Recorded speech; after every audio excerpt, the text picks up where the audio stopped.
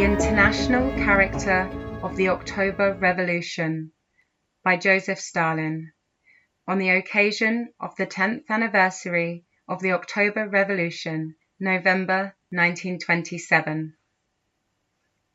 The October Revolution cannot be regarded merely as a revolution within national bounds. It is, primarily, a revolution of an international world order, for it signifies a radical turn in the world history of mankind, a turn from the old capitalist world to the new socialist world. Revolutions in the past usually ended by one group of exploiters at the helm of government being replaced by another group of exploiters. The exploiters changed, exploitation remained. Such was the case during the liberation movements of the slaves. Such was the case during the period of the uprisings of the serfs. Such was the case during the period of the well-known great revolutions in England, France, and Germany. I am not speaking of the Paris Commune, which was the first glorious, heroic, yet unsuccessful attempt on the part of the proletariat to turn history against capitalism. The October Revolution differs from these revolutions in principle. Its aim is not to replace one form of exploitation by another form of exploitation, one group of exploiters by another group of exploiters, but to abolish all exploitation of man by man, to abolish all groups of exploiters, to establish the dictatorship of the proletariat, to establish the power of the most revolutionary class of all the oppressed classes that have ever existed, to organize a new, classless, socialist society. It is precisely for this reason that the victory of the October Revolution signifies a radical change in the history of mankind, a radical change in the historical destiny of world capitalism, a radical change in the liberation movement of the world proletariat, a radical change in the methods of struggle and the forms of organization, in the manner of life and traditions, in the culture and ideology of the exploited masses throughout the world. That is the basic reason why the October Revolution is a revolution of an international world order. That also is the source of the profound sympathy which the oppressed classes in all countries entertain for the October Revolution, which they regard as a pledge of their own emancipation. A number of fundamental issues could be noted on which the October Revolution influences the development of the revolutionary movement throughout the world. Number 1. The October Revolution is noteworthy primarily for having breached the front of world imperialism, for having overthrown the imperialist bourgeoisie in one of the biggest capitalist countries and put the socialist proletariat in power. The class of wage workers, the class of the persecuted, the class of the oppressed and exploited, has for the first time in the history of mankind risen to the position of the ruling class, setting a contagious example to the proletarians of all countries. This means that the October Revolution has ushered in a new era, the era of proletarian revolutions in the countries of imperialism. It took the instruments and means of production from the landlords and capitalists and converted them into public property, thus counterposing socialist property to bourgeois property. It thereby exposed the lie of the capitalists that bourgeois property is inviolable, sacred, eternal. It wrested power from the bourgeoisie, deprived the bourgeoisie of political rights, destroyed the bourgeois state apparatus, and transferred power to the Soviets, thus counterposing the socialist rule of the Soviets as proletarian democracy to bourgeois parliamentarism as capitalist democracy.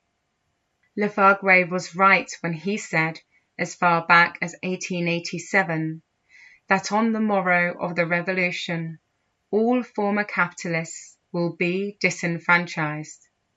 The October Revolution thereby exposed the lie of the Social Democrats that at the present time a peaceful transition to socialism is possible through bourgeois parliamentarism. But the October Revolution did not and could not stop there. Having destroyed the old bourgeois order, it began to build the new socialist order. The 10 years of the October Revolution have been 10 years of building the party, trade unions, Soviets, cooperatives, cultural organizations, transport, industry, the Red Army. The indubitable successes of socialism in the USSR on the front of construction have clearly shown that the proletariat can successfully govern the country without the bourgeoisie and against the bourgeoisie, that it can successfully build industry without the bourgeoisie and against the bourgeoisie, that it can successfully direct the whole of the national economy without the bourgeoisie and against the bourgeoisie, that it can successfully build socialism in spite of the capitalist encirclement. Menenius Agrippa, the famous Roman senator of ancient times, was not the only one to uphold the old theory that the exploited cannot do without the exploiters, any more than the head and other parts of the body can do without the stomach. This theory is now the cornerstone of the political philosophy of social democracy in general, and of the social democratic policy of coalition with the imperialist bourgeois in particular. This theory, which has acquired the character of a prejudice, is now one of the most serious obstacles in the path towards the revolutionization of the proletariat in the capitalist countries. One of the most important results of the October Revolution is that it dealt this false theory a mortal blow. Is there any further need to prove that these and similar results of the October Revolution could not and cannot fail to exert an important influence on the revolutionary movement of the working class in the capitalist countries?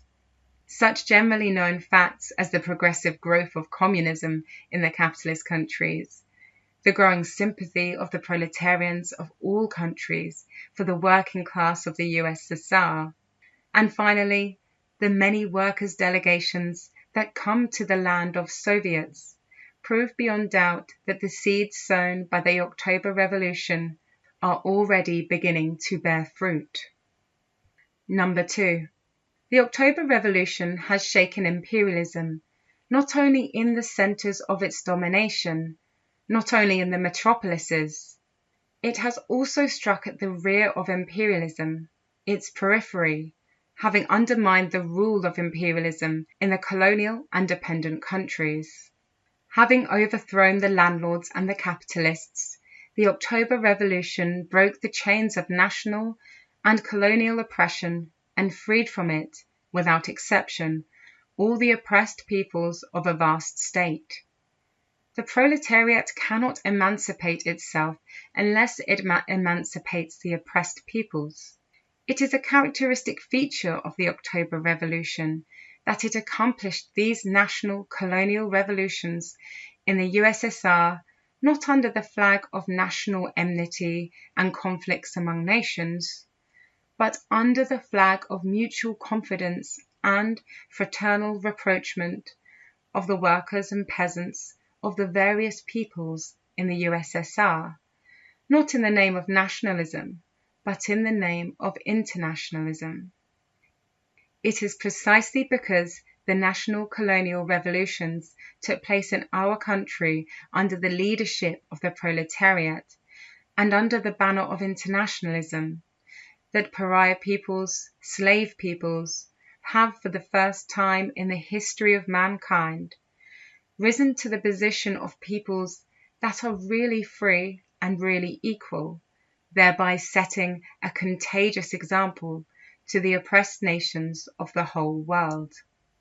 This means that the October Revolution has ushered in a new era, the era of colonial revolutions, which are being carried out in the oppressed countries of the world in alliance with the proletariat under the leadership of the proletariat.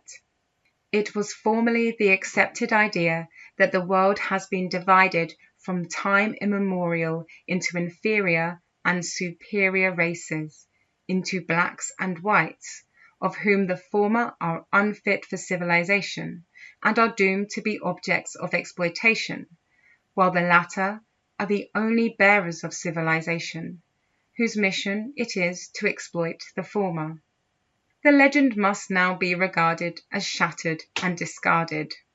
One of the most important results of the October Revolution is that it dealt the legend a mortal blow by demonstrating in practice that the liberated non-European peoples, drawn into the channel of Soviet development, are not one whit less capable of promoting a really progressive culture and a really progressive civilization than are the European peoples. It was formerly the accepted idea that the only method of liberating the oppressed peoples is the method of bourgeois nationalism, the method of nations drawing apart from one another, the method of disuniting nations, the method of intensifying national enmity among the laboring masses of the various nations.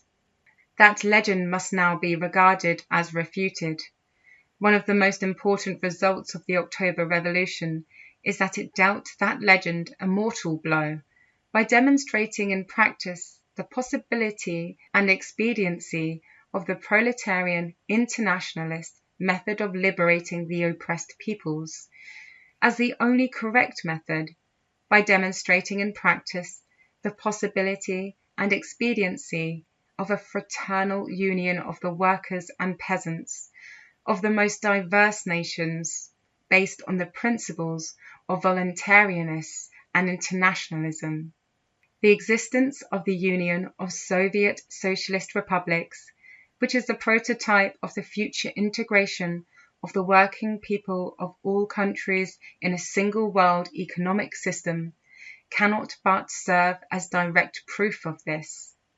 It need hardly be said that these and similar results of the October Revolution could not and cannot fail to exert an important influence on the revolutionary movement in the colonial and dependent countries.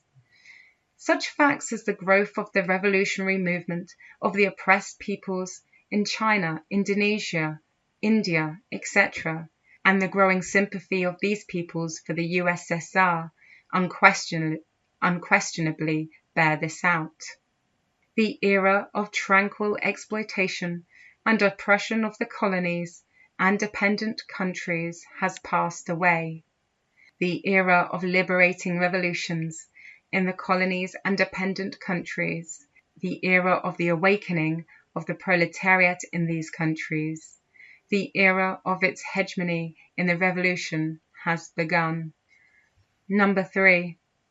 Having sown the seeds of revolution both in the centres of imperialism and in its rear, having weakened the might of imperialism in the metropolises, and having shaken its domination in the colonies, the October Revolution has thereby put in jeopardy the very existence of world capitalism as a whole.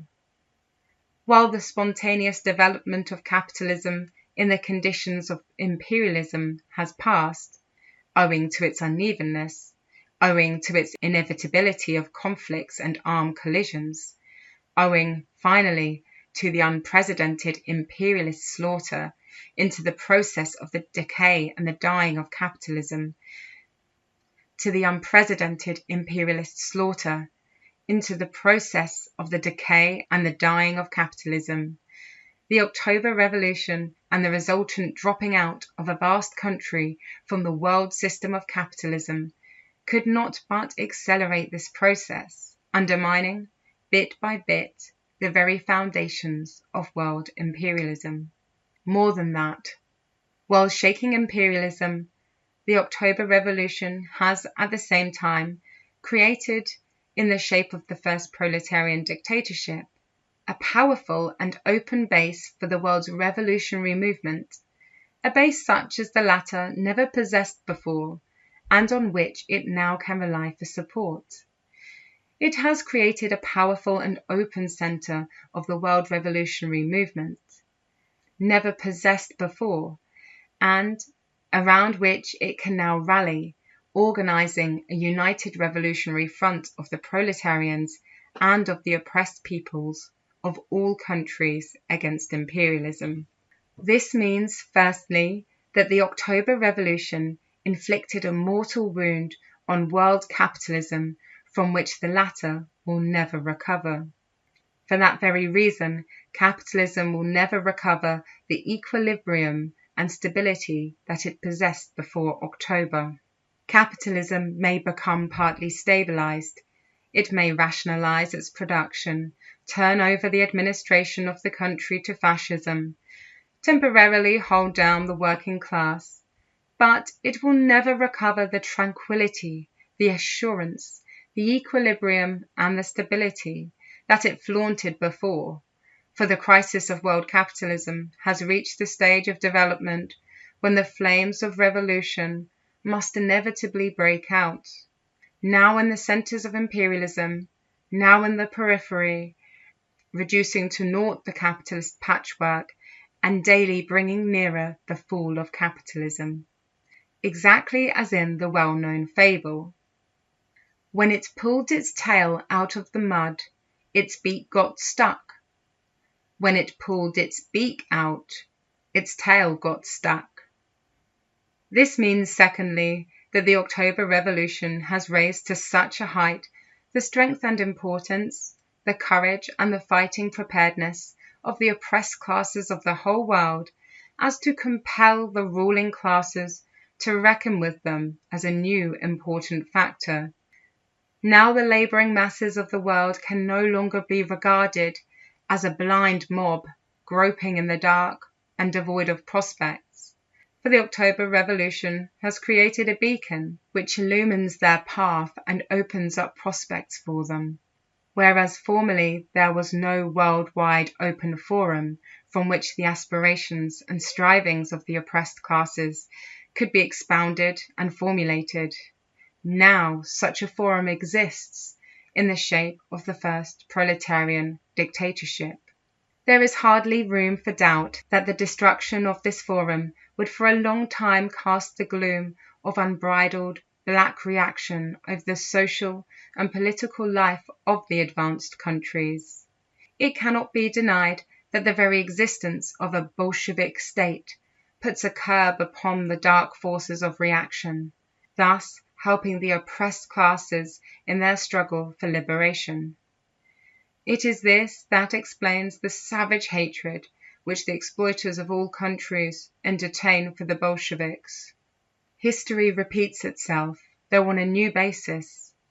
Just as formerly, during the period of the downfall of feudalism, the word Jacobin evoked dread and abhorrence among the aristocrats of all countries, so now, in the period of the fall of capitalism, the word Bolshevik evokes dread and abhorrence among the bourgeois in all countries.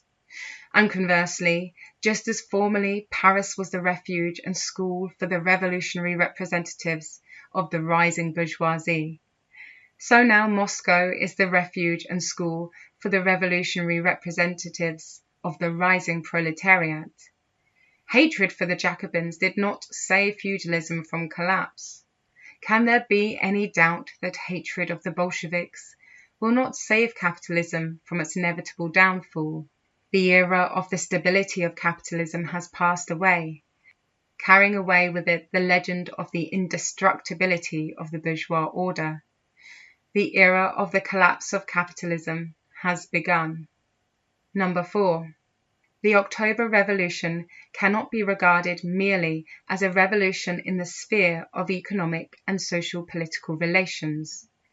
It is at the same time a revolution in the minds, a revolution in the ideology of the working class. The October Revolution was born and gained strength under the banner of Marxism, under the banner of the idea of the dictatorship of the proletariat, under the banner of Leninism, which is Marxism of the era of imperialism and proletarian revolutions. Hence it marks the victory of Marxism over reformism, the victory of Leninism, the victory of Leninism over social democratism, the victory of the Third International over the Second International. The October Revolution has brought into being an impassable chasm between Marxism and social democratism, between the policy of Leninism and the policy of social democratism. Formerly, before the victory of the dictatorship of the proletariat, social democracy, while refraining from openly repudiating the idea of the dictatorship of the proletariat, but doing nothing, absolutely nothing, to bring nearer the realization of this idea, could flaunt the banner of Marxism. And it is obvious that this behavior of social democracy created no danger whatever for capitalism. Then, in that period, social democracy was formally identified, or almost completely identified, with Marxism. Now, after the victory of the dictatorship of the proletariat, when everybody has seen for himself to what Marxism leads and what its victory may signify, social democracy is no longer able to flaunt the banner of Marxism, can no longer coquette with the idea of the dictatorship of the proletariat, without creating a certain danger for capitalism. Having long ago broken with the spirit of Marxism, it has found itself compelled to discard also the banner of Marxism. It was openly and unambiguously taking a stand against the offspring of Marxism, against the October Revolution, against the first dictatorship of the proletariat in the world. Now it has had to disassociate itself from Marxism, and has actually done so, for under present conditions one cannot call oneself a Marxist unless one openly and devoutly supports the first proletariat dictatorship in the world, unless one wages a revolutionary struggle against one's own bourgeoisie, unless one creates the conditions for the victory of the dictatorship of the proletariat in one's own country. A chasm has opened between social democracy and Marxism. Henceforth, the only bearer and bulwark of Marxism is Leninism, communism. A chasm has opened between social democracy and Marxism. Henceforth, the only bearer and bulwark of Marxism is Leninism, communism. But matters did not end there. The October Revolution went further than drawing a demarcation line between social democracy and Marxism. It relegated social democracy to the camp of the direct defenders of capitalism against the first proletarian dictatorship in the world. When Messieurs the Olders and Bauers, the Welsers and Levis, the Longyeats and Blooms abuse the Soviet regime and extol parliamentary democracy, these gentlemen mean that they are fighting and will continue to fight for the restoration of the capitalist order in the USSR, for the preservation of capitalist slavery in the civilized states. Present-day social democratism is an ideological support of capitalism. Lenin was 1,000 times right when he said that the present-day social democratic politicians are real agents of the bourgeoisie in the working class movement, the labor lieutenants of the capitalist class, that in the civil war between the proletariat and the bourgeoisie, they would inevitably range themselves on the side of Versailles against the communards. It is impossible to put an end to capitalism without putting an end to social democratism in the labor movement. That is why the era of dying capitalism is also the era of dying social democratism in the labour movement. The great significance of the October Revolution consists, among other things, in the fact that it marks the inevitable victory of Leninism over social democratism in the world labour movement. The era of the domination of the Second International and of social democratism in the labour movement has ended. The era of the domination of Leninism and of the Third International has begun.